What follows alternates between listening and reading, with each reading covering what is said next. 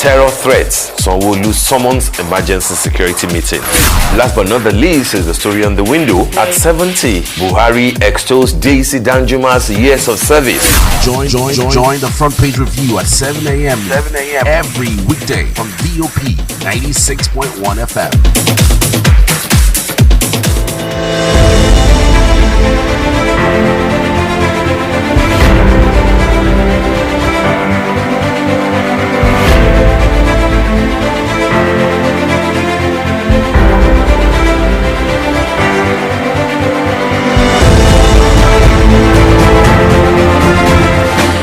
Good morning to you and welcome to Front Page Review on Voice of the People 96.1 FM. Gesira is my name and today is Tuesday the 6th of February 2024. Good morning and welcome on board another day's broadcast. How are you feeling this morning? I hope you are well rested. Well, the news is something we know doesn't rest whether we like it or not. Yesterday, over the course of the day, we saw rising protests in Minna as the high cost of living, Niger residents protest hunger and shut down major roads in Minna. We're looking at a situation where residents of Minna in Niger State yesterday stormed major roads in the state capital. They were protesting the high cost of living, lamenting that the development is sending many Nigerians to early graves.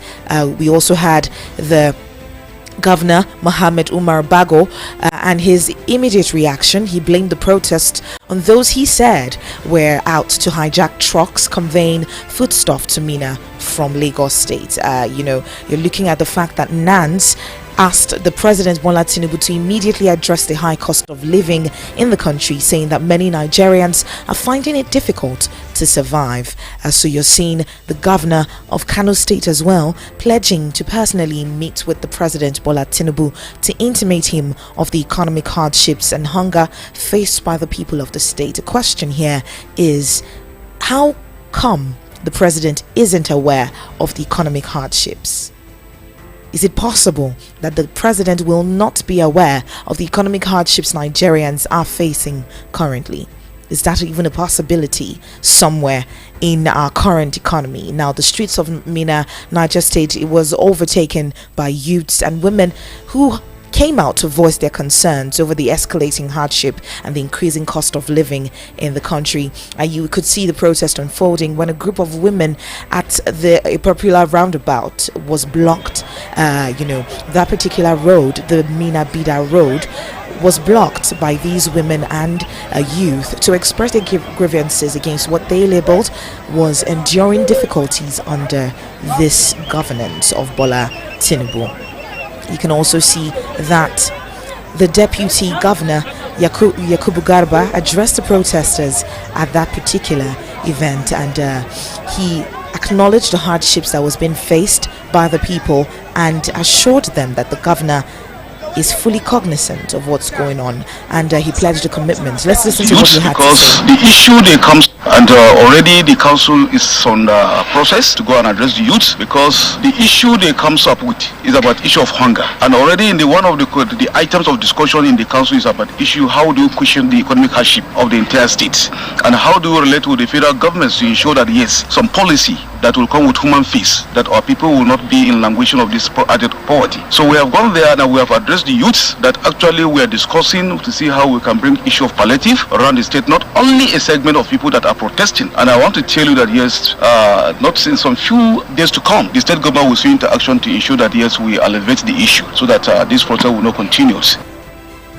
All right. And already we've heard from the Deputy Governor himself telling Nigerians that they are aware, addressing the protesters, acknowledging the hardships that is being faced by the people, and just giving them a little bit of succor that the governor is fully cognizant. Being cognizant and working are two different things at this point in time. Every single time since this particular government, we've had people, especially politicians, come out to tell Nigerians that we need to experience this hardship so that we can come at the other end of this particular issue. Well, the question is, Are we seeing the politicians themselves facing these hardships? Are they even bearing any brunt of it? Are they bearing any semblance of pain in a painful situation for every Nigerian? If you're looking at the cost of living consistently increasing, the cost of the other day, just yesterday I went to buy eggs, and a crate of egg is now 4,000 naira. It's absolutely ridiculous. The cost of living in the country has completely skyrocketed. So you're looking at the fact that the purchasing power of the naira isn't what it used to be. As at this time last year, the purchasing power of the naira is not the same as it used to be. So you can imagine the exponential growth in the inflation rate of the country. And then do we have a commensurate growth in the income of Nigerians? Because when there's little money coming in and you have a little succor from the government, you're looking at using the same amount of funds to solve the same amount of issues, but it's never enough.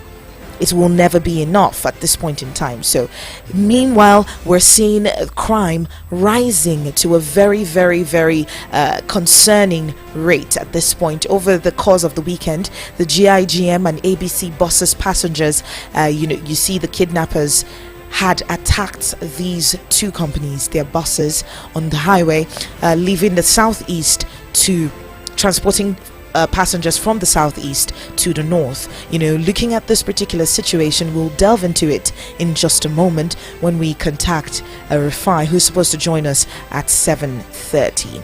Do stay with us. I'll be back in just a moment.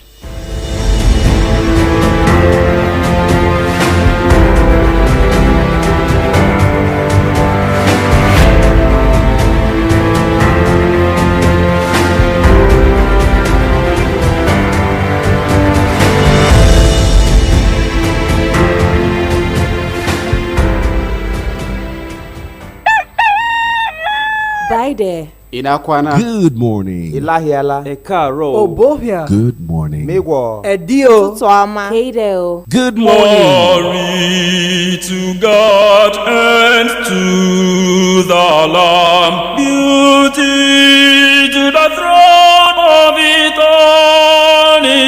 Brotherhood of the Cross and Star presents the Everlasting Gospel Movement on Radio every Saturday, 6 to 7 p.m. on 96.1 FM. Tune in and be blessed. Thank you, Father.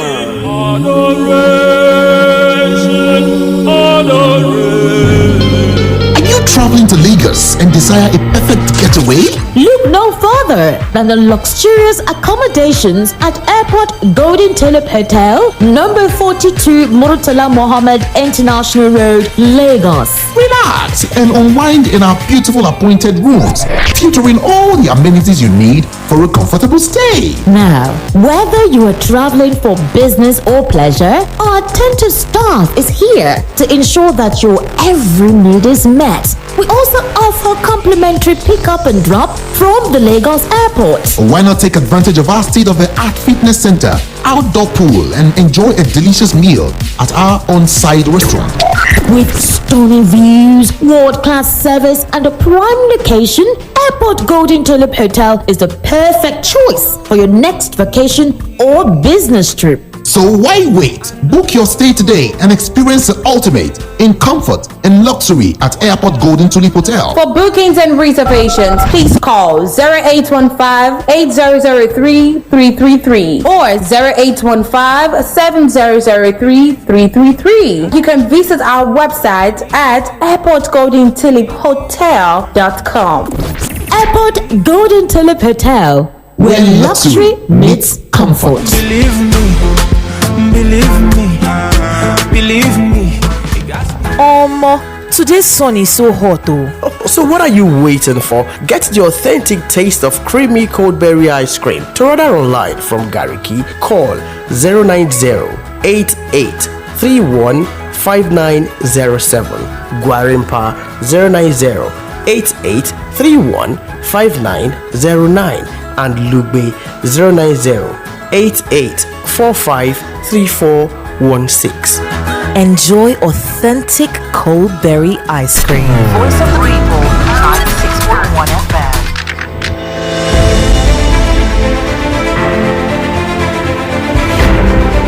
You're welcome back. This is Frontpage Review on Voice of the People 96.1 FM. If you're just tuning in, well, welcome. Good morning to you, and you haven't missed a lot. Just to recap, we're seeing Buckingham Palace saying Britain's King Charles has been diagnosed with cancer. The Britain's King Charles has been diagnosed with a form of cancer, and the 75-year-old will postpone public-facing duties until he undergoes treatment. This is according to Buckingham Palace. King Charles, who became the king in September 2022 following the death of his mother, Queen Elizabeth, is wholly positive about his treatment, and he is looking forward to returning to fully public duty as soon as possible. This is according to the palace. Now, at this point in time, our heart and our prayers go out to him and his family to help through this trying time throughout this period, and hopefully he'll continue to undertake state business and official paperwork as per usual, hopefully. We're also seeing in the news the protest in Minna, Niger State, where women and youth have come out en masse to speak to the government to let their grievances be heard, that the rising cost of living in the country is no longer conducive. We could see that protest, on the Minna Bida Road yesterday. We're joined by El-Rufai saying this morning. Good morning to you. Hello, Gussie. Good morning. God bless you. How are you? I'm fine, thank you so much. Just to reiterate, we're live on YouTube. It is at Voice of the People Abuja. Voice of the People Abuja. We have El-Rufai Saini on the phone, live from Lagos, speaking to us this morning. Mr. El-Rufai, there was a protest yesterday in Niger State. Niger residents were protesting the hunger, and they're letting their grievances be known to the government. And we had the governor himself, Mohammed Umar Bago. He says he blames the protest on those who were out to hijack trucks conveying foodstuff to Minna from Lagos State, and then he's going to let the president know the hunger and hardship faced by the people of the state. The reason I had to say this is because, is it possible that the president is not aware of the economic hardship and the hunger faced by the people? First, isn't holiday over for the president? Absang holiday is over for him. He has not still come back, happy? While the people are suffering. Okay. Secondly, I'll tell you something historically. On the 14th of April 1979, 41 persons went out in a country called Liberia to protest because the price of rice had gone up. After the protest, more than 41 persons, I should say, went out. But after the protest, I think about 41 people were killed. That caused a lot of uproar. And President of Liberia then called back, said it was my enemies that organized the protest. That when you even check it, cost of living in Liberia is still low compared to other countries. Little did Tolbert know that those were the events that were going to come together to form what made up his assassination in 1980. Let's be very careful in Nigeria. Food is important. We need to feed the people. Hunger is too much in the land. And why I told that Tolbert story is that I'm also hearing that narrative by government officials. They are saying, why are Nigerians complaining now? But Nigeria has one of the cheapest food prices on the African continent. And standard of living, cost of living. Let's be careful so that we are not seen as insensitive. And please, I beg those in charge to quickly do something as regards food and grains. I know we have strategic grains reserve. Do we have enough grains stored in there? Can we build more grains? Can we do more by encouraging the farmers? Can we do more by eliminating the middlemen in the market that make the prices also surge? We have one of the biggest grain markets in Kano. as one of the biggest grain markets on the African continent? Can we ensure that we bolster production? The farmland that said they were going to cultivate as a way to be able to create palliatives for the people after subsidy removal, can we ensure that that is done? I mean, these are numerous things we should do. Can we also look for a way to bolster storage to be able to reduce post-harvest losses? I think these are the things we should do to be able to stem the tide of what is happening. Let's be careful. All right, Mr. Rufai, amid this, call, amid insecurity in the country and the call for the president, questions have been asked. Where exactly is the president? We saw over the weekend that GIGM and ABC buses and their passengers were kidnapped, and a ransom has been requested for. Kidnappers of 14 travelers in 2 buses coming from Umuahia, Abia State to Abuja were abducted in somewhere in a local government of Kogi State, and they've called their husbands and different individuals demanding a ransom of 15 million naira to free this individual. In the midst of all this, we're asking where the president is. But Mr. Rufai, every single time I bring up this conversation, it seems as though we have a different narrative to explain about this particular conversation. What exactly is the correlation between crime and hunger? Because we're talking about the protest, we're all in lieu of the protest in Minna, and you also said let's be careful. What's the connection between crime and hunger? I'll tell you the correlation in a quick song. You know me, I like to explain things with song. Bob Destamali, the Jamaican reggae artist, sang a song. He said, "Be belly full and them hungry. An hungry man is an angry man. Pararara, pa, pa, pam, pa, pam. An hungry man is an angry man. Be belly full and them hungry. An hungry man is an angry man." An hungry man would definitely be an angry man. An angry man will commit crime. So in that Bob Marley song, I've been able to tell you the correlation between hunger and crime. So that's why I ask, what's the government now doing about it? What's the government doing about it? We're having a lot of kidnapping. I thought the police spokesperson the other day was saying that, there is nothing of such, that it's just on social media, they are hyping it. But I'm sure you are seeing from yourself now the true situation of things.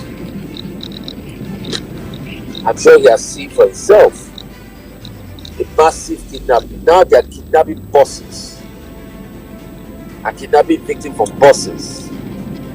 So to travel within the country is no longer safe. And the president is doing nothing about it. He's seated somewhere in France. He said he will be back in 2 weeks. We've not seen him. He will just only post pictures when he watches Nigerian football game. I mean, Nigeria does not need a tourist president at this point in time.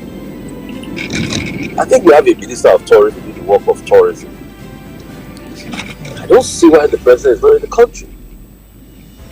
Mr. Rufai, would this be an issue if we saw the ministers of the different sectors in question? We're looking at transportation, we're looking at security, the service chiefs, we're looking at the minister of agriculture. If they were seem to be doing their jobs, to meet with the service chiefs. Where is the president to be able to meet with the service chiefs and give marching orders? Where is the president? Do they need another marching order in this particular situation? We've been fighting kidnapping for years now, Mr. Rufai. Do they still need another marching order to let them know you need to do this? I think the marching order that the president needs to give now, if he's on ground, is to start sacking people. Because we are not getting results.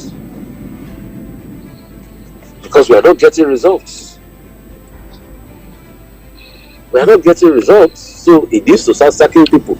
But where is the commander-in-chief on ground? Where is he? In medieval time, it was the king of the land that led the battlefront. But where is he?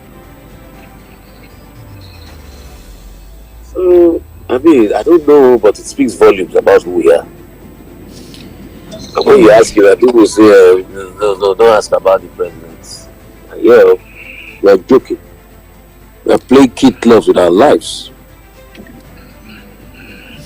All right. While we're fighting for security, we're also in a fight in the drug sector. We're having NAFDAC saying that over 50% of foreign pharmaceutical products imported into Nigeria were imported with fake certificates.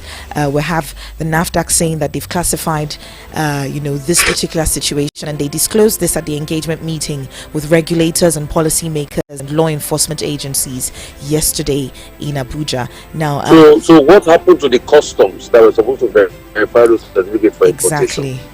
You see that the custom was conniving. So that's the lag.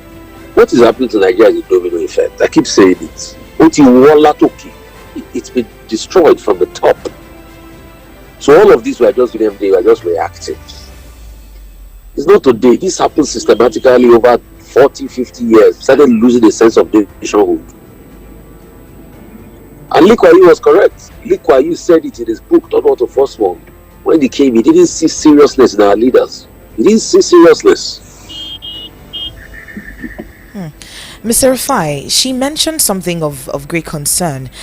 Professor Mojisola Adeyeye, she said that we had stopped inspecting the goods before they are exported from wherever into Nigeria. They've stopped pre-exportation, inspections. They had stopped it, and now we are going to restart. My question now is, why do we have a lackluster attitude to ensuring quality in service to Nigerians? Why have we lost that that drive for quality service? Because if you go out and spend your money, Mr. Rufai, you go to a restaurant and you spend your money, you expect great service. So why then do we have people in power who have that laxity when it comes to great service?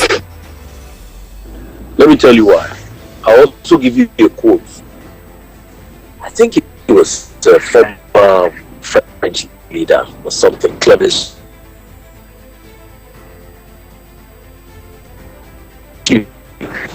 If my memory serves, might not be Clemens too, but somebody made this quote around during the war period, and he said something. He said, in the war, petrol is more important than law.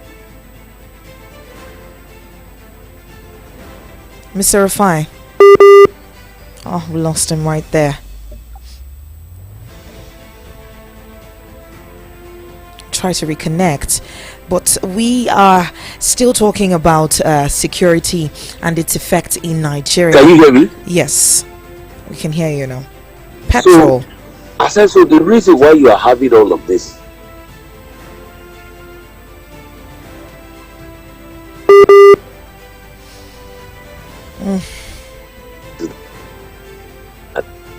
So we've lost the value and the priority for lives. Mr. Rufai, I lost you at petrol. You were given a quote, so something about petrol.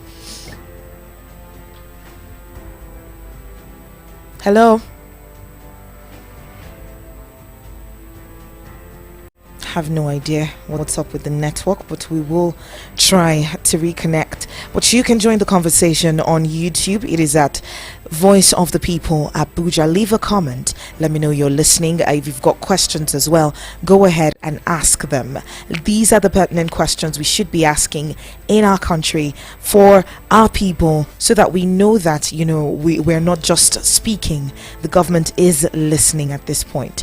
Go ahead and send in your contributions to Voice of the People Abuja on YouTube. You can also send a message to 0700 010 961 961 0700 010 961 961. That's the number to call to join the conversation. So as I was saying, let me finish the quote quickly. I said, somebody once said, in war, petrol is more important than blood. We have built a country where crime, the need to make money is more important than life, and that's why you see people don't do those inspections or do those things to cater for the lives of Nigerians. I hope you get my point now. Yeah, thanks. All Bless right. you. I appreciate you. Yeah, thanks. All right, Mr. Rufai, real quick before you leave, we have Buckingham Palace saying Britain's King Charles has been diagnosed with cancer. It's a very sad situation. What's your take? It's a very sad situation. We wish the king well.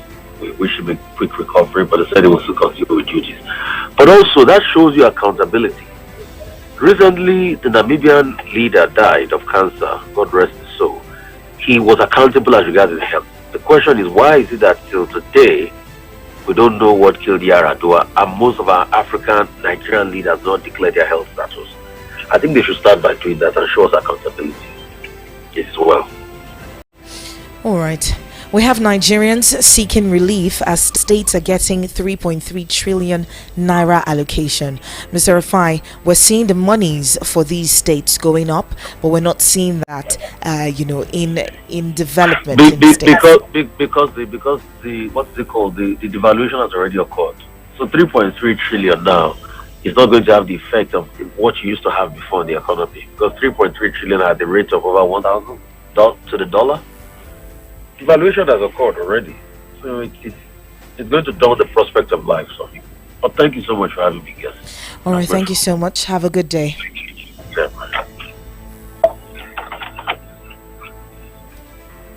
All right, we just checked out a couple of headlines with Rufai Saini. Do well to join the conversation. It's 0700 010 961 961. 0700 010 961 961. We've checked out a couple of headlines. Looking at the high cost of living, Niger residents protest hunger, shut down major roads in the city.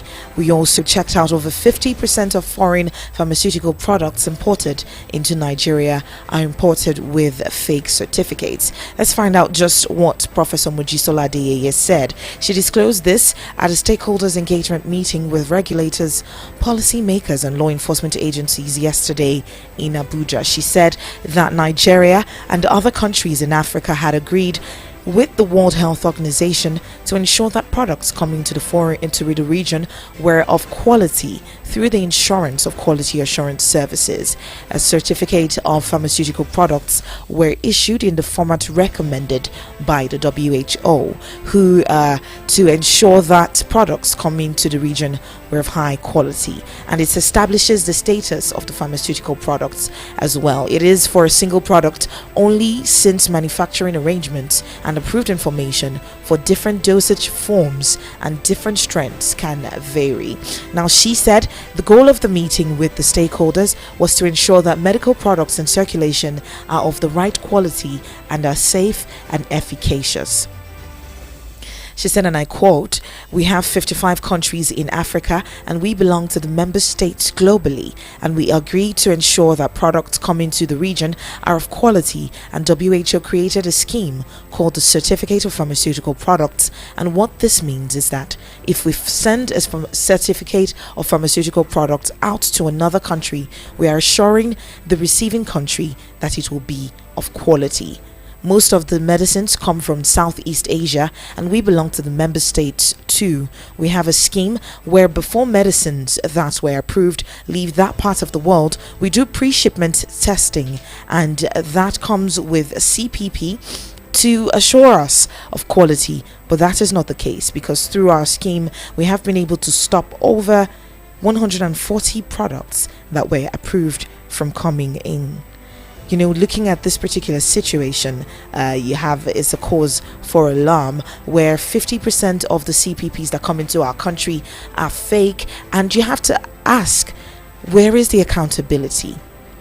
Because you have Nigerians who go there to bolster these relationships with these pharmaceutical companies, and then they're the ones who imports these drugs into the country. They're Nigerians. So when you look at why a Nigerian would want to cheat his other Nigerian, that's goes to question your character as a human being. We always talk about this. Are you an honest person? Before you go ahead and vie for any political position, are you an honest person? To whom much is given, much is expected. If you do a little bit, if you're faithful with the small, you'll be given more to be faithful with. So if this particular situation occurs and you are profiting off the sufferings of Nigerians, bringing in fake drugs into the country, fake products, pharmaceutical products into the country, and you're profiting off the pains of Nigerians, then that your character is what is standing to be seen at this point. Are you an honest Nigerian? Will you do better if you were put in that position of power? If you had access to those huge sums of monies, to those huge sums of dollars? Yes. Will you be an honest individual? That's the question this morning. Join the conversation. It's at 0700 010 961 961. 0700 010 961 961. We're moving on to another headline. Looking at Nigerians seeking relief as states get 3.3 trillion naira allocation. Nigerians are seeking relief as states get 3.3 trillion naira allocation. We have statutory allocations from the FAC to the 36 states and 774 local government areas from July to December 2023 increased to about 3.34 trillion naira post-fuel subsidy era. Now, figures obtained from the NBS, the National Bureau of Statistics, indicate an increase of 545 billion naira, or 19.5% from the 2.79 trillion naira distributed to states and local government areas in the first half of the year, January to June 2023. Now, amid the worsening hardship, Nigerians, including the organized labor leaders, in separate interviews with newsmen on Monday, urged state governors to justify the increased allocations by ending the hardship among the masses. You're looking at in lieu of the inaugural speech of the president, who terminated fuel subsidy regime, which he said was draining the federation account. So he promised to invest the savings in social programs and infrastructure.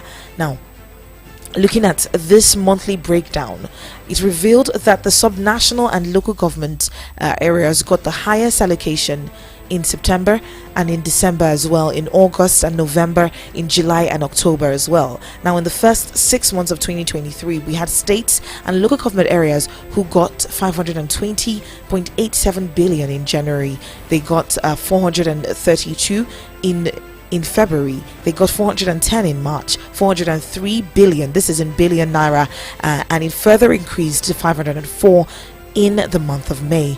You're looking at the reports that shows that the corresponding period in 2022, allocations to the states and the local government grew by 740 billion naira. There's an increase, obviously, in the allocations to states and local government areas, but we cannot see the effect of these monies, because while these monies are increasing, it's because of the high cost of living, the inflation rate, and every other thing that keeps going up. So there has to be a commensurate increase in the funds to be able to provide for the same amount of what it provided for in 2022. The money has to go up so it can provide for that same amount in 2023. I hope you get the drift. But at this point in time, it's really a cause for concern, because if you have even the states and local government areas complaining about this, what then should Nigerians, the masses, what then can they do to ensure that they're not going ahead to steal? El-Rufai sang a song. He talked about the hungry man being an angry man. We know this. Even you as a normal Nigerian, when you're hungry, you don't want to hear anything. Yes, you don't want to talk to anyone. You don't want anyone to speak to you. You just get angry really easily. Now imagine what that has done to the crime rates. We're seeing it going up and up and up, and it is a cause for concern. Let's go ahead and take a break. Let me take a sip of water. I'll be back in just a moment to check out a couple more headlines on the front page review. Keep it locked. Buy Hi there. Inakwana. Good morning. Ilahiala. Ekaro. Obohia. Good morning. Mewo. Edio. Tutuama. Keideo. Good morning. Rise and shine. This is the morning ride. We have got an action-packed day ahead with headlines, sports, business, great conversation. Start your day right with VOP's Morning Ride. Weekdays from 5 a.m. Good morning. Good morning. Catch the thrill every score. For Osimhen, what a save, but no, it goes in. And every loss. Talking about the shot, that took a deflection, it's a corner. VOP AFCON update on VOP 96.1 FM. Weekdays at 12:40 p.m. Sponsors Romeo Pizza and Goldberry Ice Cream. Do you like what we do? Want to see some more of us? Head over and meet us on YouTube, Insta, and Twitter. At Voice of the People 96.1 FM. Share us on your socials. Tell everyone. Send us a message. We'd love to hear from you. Follow us at Voice of the People 96.1 FM. See ya. I'm coming in. Now, you can enjoy the original taste of premium American Romeo's Pizza. Juicy, just the way you like it. To order online from Guarimpa, call 090-8831-5908.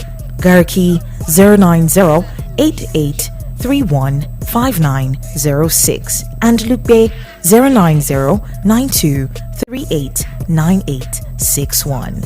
Romeo's Pizza, the pizza champions. Coming in hot, just like the heat. Every play, every score, and every victory is a story waiting to be told. Sports Bit. Weekdays at 8:30 a.m. Now you have a voice.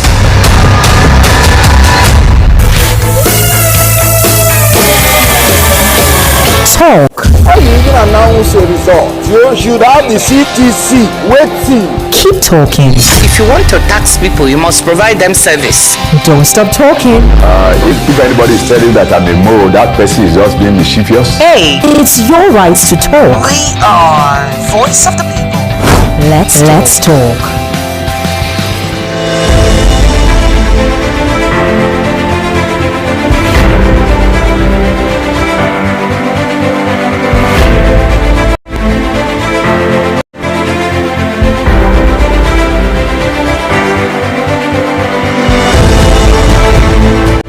You're welcome back. This is still Frontpage View on Voice of the People 96.1 FM.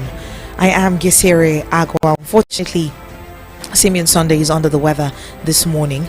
Hopefully you'll be joining us tomorrow. Looking at the headlines this morning, don't forget that we are live on YouTube. You can join us. It is at Voice of the People Abuja. Voice of the People Abuja. Voice of the People Abuja. Go ahead and join us on YouTube. You can join the conversation. It's at 0700 010 961 961 070 0010 961 961. All right, go ahead and give me a call or send a WhatsApp message to those numbers. We're jumping on another headline this morning, talking about the abducted GIGM ABC buses passengers and kidnappers wanting 15 million naira in ransom to free someone's wife, one of the victim's wife. Now we'll go ahead to look at this particular story. Kidnappers of 14 travelers in 2 buses from Umahia, Abia State to Abuja were abducted at Inele Eteke in Olalam Mabaro local government area of Kogi State. They've called a husband of one of the victims, demanding a ransom of 15 million naira to free the victim.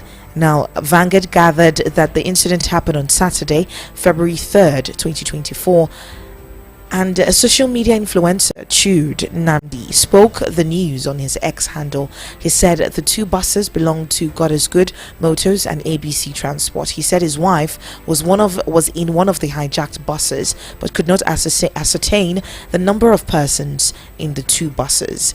Now, the bus had left Umuahia at 7:30 and was hijacked in Kogi State. The company said they've contacted security services and they're trying to track the buses. However, kidnappers have phoned in this, that morning, that was at yesterday morning, via his wife's phone, and they were demanding 15 million naira. In another post, he said passengers in two loaded buses were kidnapped and everywhere is just quiet like it is nothing. Is this the new normal?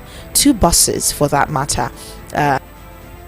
This is a very, very sad development. This is a very sad incident that happened, but we're looking at the fact that DPOs, local vigilantes and hunters have been in the bush in an effort to rescue the victims. This is according to the PPRO, and he's added that the CP has deployed additional tactical squad consisting of the Quick Response Unit, Police Mobile Force, Counter-Terrorism Unit, as well as the conventional police personnel to the area to continue with the bush combing and to ensure that all victims are rescued unhurt.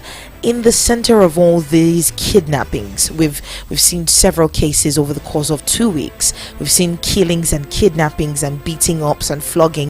We saw the Ekiti pupils who've been returned. We saw the Ekiti monarchs who were kidnapped and killed. We saw different cases in Abuja as well, the Nabiya case. We saw different cases all over the course of just in how many weeks, and these are the ones that made it to the news. In all of this, the question is, where is the chief? At this point in time, it's a really, really concerning, it's a really concerning situation. Where is the president in all of this?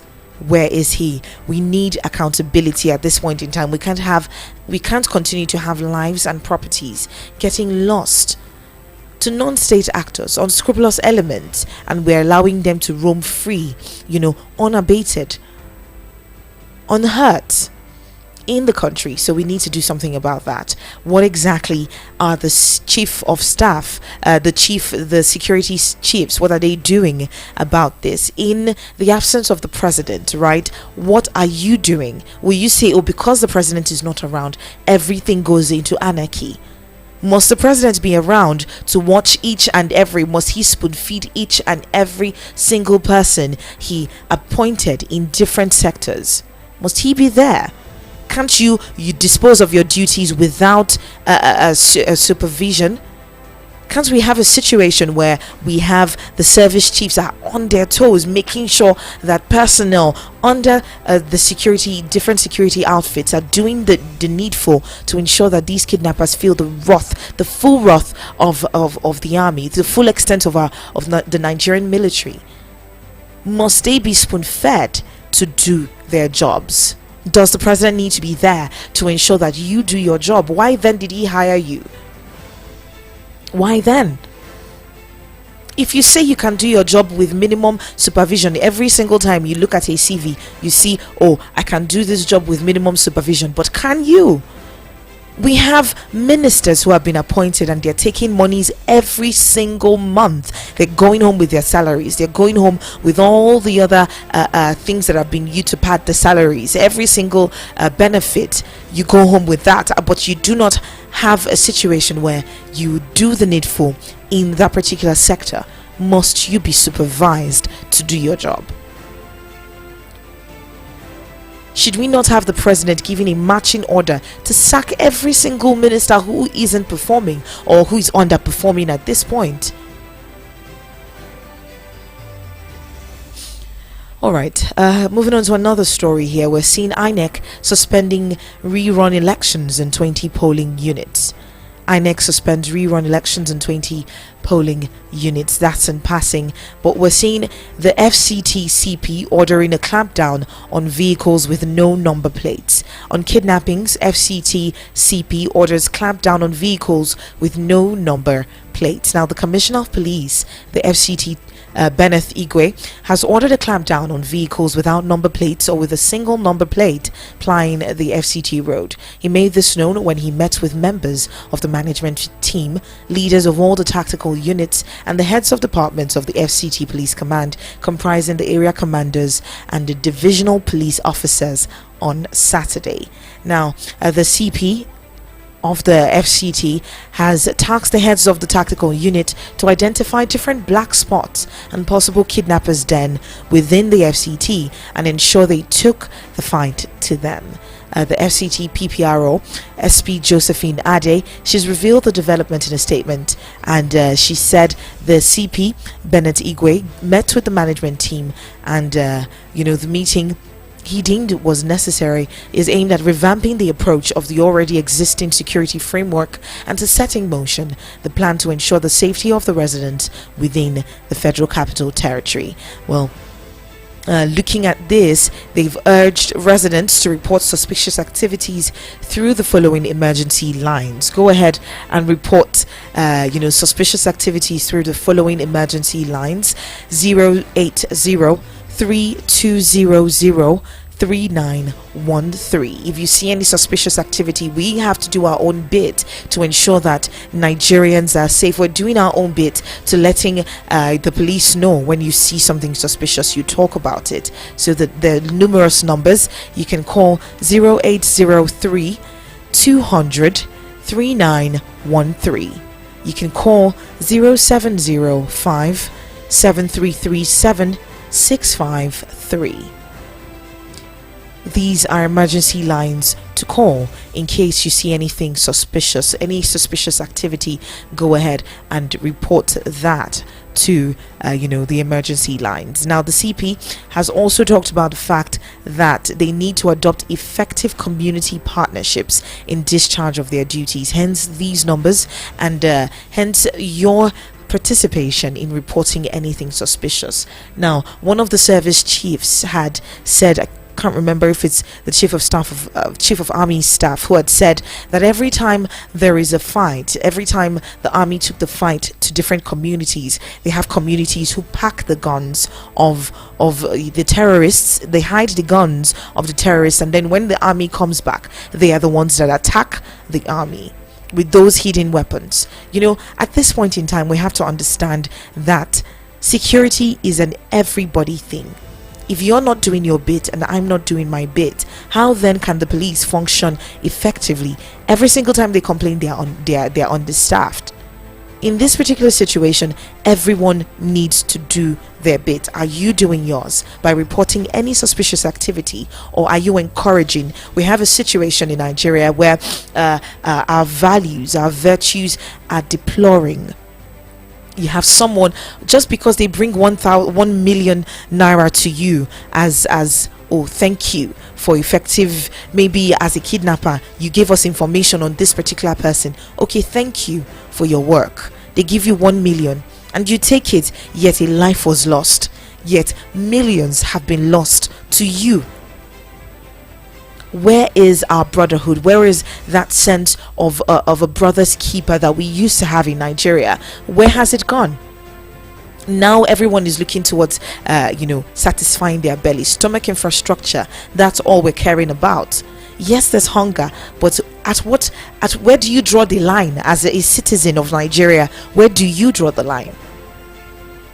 We need to check ourselves and our virtues as Nigerians, as human beings first, before we even talk about being Nigerians.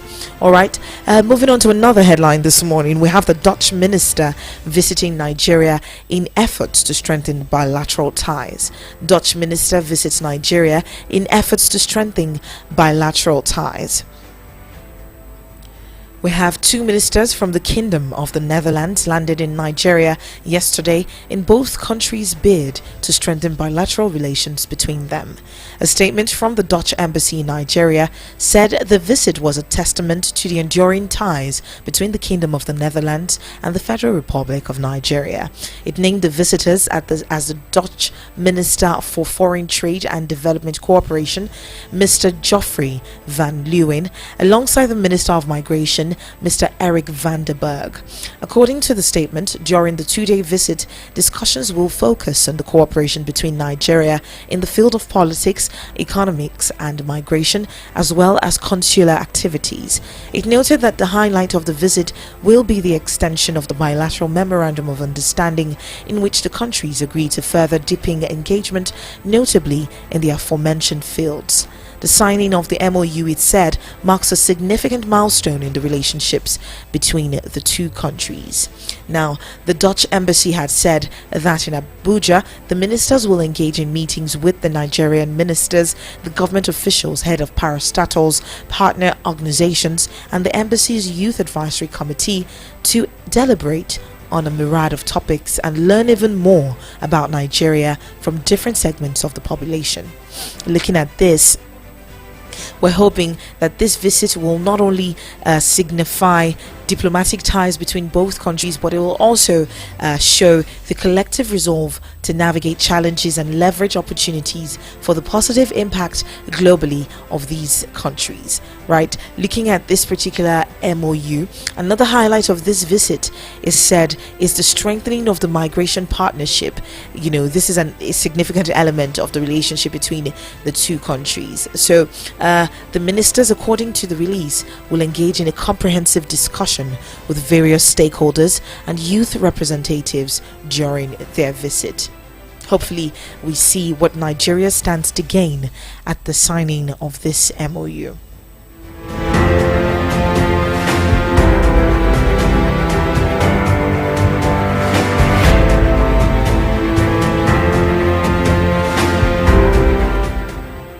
Alright, we're moving on to another headline this morning. It says Nigeria renews suspension of flights to Niger as part of ECOWAS resolutions. Nigeria renews suspension of flights to Niger as part of ECOWAS resolutions. We're seeing the federal government renewing the suspension of commercial flights from Niger Republic to Nigeria and from Nigeria to the nation's northern neighboring countries. This was part of the ECOWAS resolutions against Niger Republic, which on July 26, 2023, ousted its duly elected president Mohamed Bazoum in a coup and replaced by the militia junta General Abdurrahmani Chiani. Now, the restriction included the directive that no commercial flight from Niger should overfly Nigerian airspace, and no flight from any Nigerian state should overfly Niger's airspace. This directive was contained in a letter titled ECOWAS Restrictions on the Republic of Nigeria from the Nigerian Airspace Management Agency, NAMA. This dated February 2nd, 2024 and signed by the Director of Air Traffic Services on behalf of the agency's Managing Director and Chief Executive. The letter said that ECOWAS resolutions, in accordance to the ECOWAS resolutions, any commercial flight from Niger to Nigeria and from Nigeria to Niger, or from Niger overflying Nigeria, or any state overflying Nigeria to Niger are suspended. You're looking at the fact that there are restrictions, however, to this. These restrictions do not, however, affect overflight aircraft through Niger airspace, aircraft in a state of emergency, and special flights as well. So we're looking at a suspension of flights from Nigeria to Niger and vice versa from any parts of the states of each of the countries. A resumption in the suspension of commercial flights. Looking at the fact that there was a coup and there's a replacement of the duly elected president by the militia junta General Abdurrahmani Chiani. Still looking at the news, we're seeing a couple of others.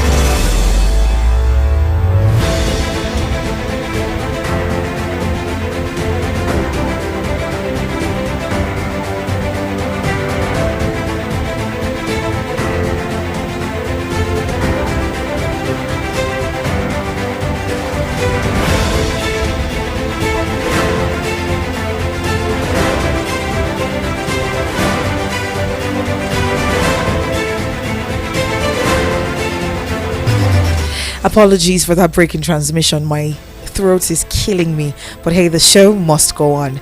We'll go ahead. We've gone through a couple of headlines this morning, but I've got a guest in the studio to speak with in just a moment. I've got Ebuka from BD Swiss in the studio this morning. Good morning. Good morning. Thank you for having me. You're looking good. Thank you. You don't look bad at all. Thank you so much. Thank you. You're welcome. So tell us a little bit about BD Swiss, who you are, just so we can understand where you're coming from in this particular conversation. Oh, okay. So BD Swiss is a reputable financial service provider. Now what we do is that we provide a platform for traders to trade digital financial assets. Now these assets are currencies, commodities, stocks, and many more. Now this Saturday we have a wealth creation seminar, and what we want to do is that we want to empower, educate, and inform people about the global financial markets. Basically, we want to build a community of consistent and successful traders, people that know exactly how to trade the financial markets. Interesting. So, I mean, I'm really excited about this seminar already, this BD seminar that's happening this weekend. Can you give us a sneak peek into what to expect? Oh, okay. Now, this seminar was made for to build consistent and successful traders. Now, we found out that many traders, like I always say, it's easy to open an account with a forex broker or financial service provider and make money. It takes nothing to make money in the financial markets, but it takes a skill to be consistent.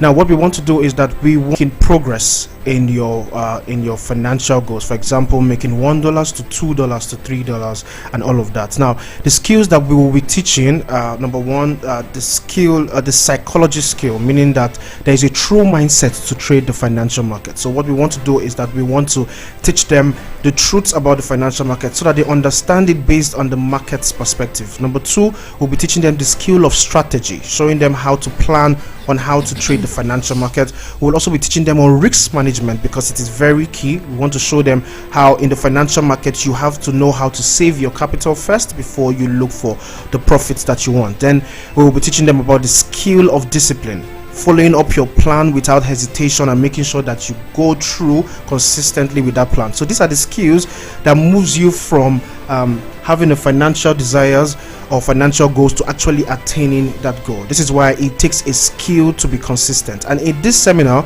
we would inform them about the financial markets to understand how it works, and then they can now choose and decide to venture into it or not. Now, after the seminar, by the way, the seminar is holding this Saturday, the 10th of February 2024. At the BD Swiss Abuja office. Now this is located at 25 Undola Crescent, Wuse, Zone 5. Now after the seminar, we will be having a 5-day intensive workshop, meaning that we will be training you hands-on how to actually trade this financial market. So the seminar really is just to present to you the financial market, present to you BD Swiss and what we offer, products and services, and then we tell you about the workshops that we have. Now the seminar is absolutely and completely free, but you will need to register to save a slot. Now to register and save a slot, what you need to do is send your name and email address to 070-680-11680. I repeat, to register and save a slot for the BD Swiss Wealth Creation Seminar, send your name and email address to 070-680-11680. All right, we're looking at this particular seminar, and every single time someone says forex, there's something that just clicks in somebody's head. Sometimes it's like, I'm not sure. Yeah, there's always that apprehension. Why exactly do you think Nigerians should come and attend this particular seminar? What do you think they stand to gain? All right. Now, first of all, in the forex market or the financial market, there is a knowledge gap, and I always say this: the larger your ignorance, the riskier anything is. So if you want to close that gap of something being risky, you have to educate yourself about it. So many people venture into things like this without actually educating and understanding how it works with the right information. Yes. And so many people meet people that call themselves in quote mentors, all right, but if you're led by the blind, you'll be blind. Okay, so if you're led by people that actually don't even understand what you're doing, you would also be led into a ditch. So that's why people have this shaky feeling. All right, now in this seminar, what we want to do here, like I said, is to build that community of consistent and successful traders, people that have results in a long term. All right, this is not a short-term thing, because we want to build professionals, people that understand exactly what you are doing, and this is why this seminar was created in the first place. So if you want an extra stream of income, you want to take the opportunities right now in the financial markets. All right, this is why you need to do this. And the financial markets. All right, this is why you need to do this. Now, and one more thing is that in the country we're in right now, we have the devaluation of the naira being very heavy. Right now is about $1 to 1,500. What that means is that the only way you can save yourself from this predicament we have in this country is to earn in a currency other than the naira. It means that the way to escape what is happening to the devaluation of the naira is to earn in other foreign currencies: United States dollar, Japanese yen, the Swiss franc, the Canadian dollar. These are the things we want to open people's eyes to. All right, that you can, from your mobile device, laptop, or your tab, from the comfort of your home, you can trade this financial market and make all this foreign. You can trade this financial market and make all these foreign currencies if you understand what you're doing. But yes, there are risks. Yes, absolutely. Now, financial market and risk goes hand in glove together. You cannot take out risk from the financial market. It is a mindset that you must understand. All right, so this is why part of the skills we'll be teaching you is risk management skills and money management skills. They are two different things. Risk management is what you do, the risks you take, or the risk management you take before you get into the trade. Money management is when you get into the trade, how you manage your money. So this is a valuable skill, and in fact, this is one of the most valuable skills we'll be teaching people on how to trade this financial market. Especially seeing as the cost of living is going up. Absolutely. And your income is not even commensurate. Yes, that's inflation. All right. Looking at this particular seminar, do you have a particular kind of people that you're expecting at the event, or is it open to anyone? Okay. Now, first of all, the event is completely and absolutely free. All right. So whether you're a beginner or you're already a seasoned trader that's looking for consistency, it's right there for you. Because at this seminar, we will be talking to the whole populace. Whether you are new to it, we'll be leading you or guiding you to understand how it works. And if you are a trader but you are not consistent, then we will be showing you market insights and strategies to help you attain that goal. So, all right. So what date, time, and how do we register? All right. Now, to register and save a slot, it is completely free, but you will have to register. Now, to register, please send your name and email address to 070-680-11680. I repeat, to register and save a slot for the BD Swiss Wealth Creation Seminar, send your name and your email address to 070